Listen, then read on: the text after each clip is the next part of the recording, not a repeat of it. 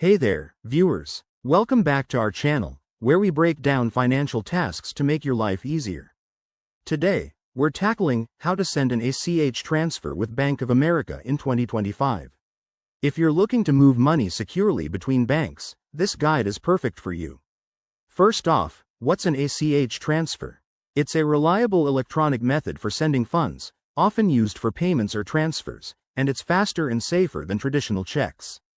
To get started, make sure you have your Bank of America online banking set up. Log into your account using your username and password. Don't forget to enable two-factor authentication for extra security, which is a must in 2025 with all the digital advancements.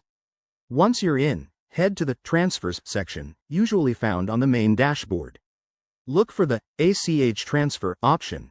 It's designed to be user-friendly now, with intuitive menus and quick guides. Click on it, and you'll be prompted to enter the recipient's details. This includes their bank account number, routing number, and the amount you want to transfer. Double-check everything here to avoid any hiccups. Mistakes can lead to delays or fees. Next, select the transfer date. You can choose immediate processing or schedule it for later, which is great for bill payments. Review your transaction summary carefully. It'll show you any potential fees, which Bank of America keeps transparent.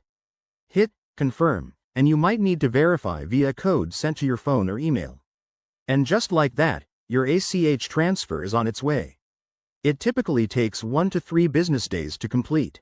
Remember, always monitor your account for confirmations and keep an eye out for any unauthorized activity.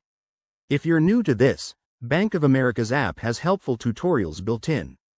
Thanks for watching. If this helped, give it a thumbs up and subscribe for more finance tips. What's your next banking question? Drop it in the comments below. See you in the next video.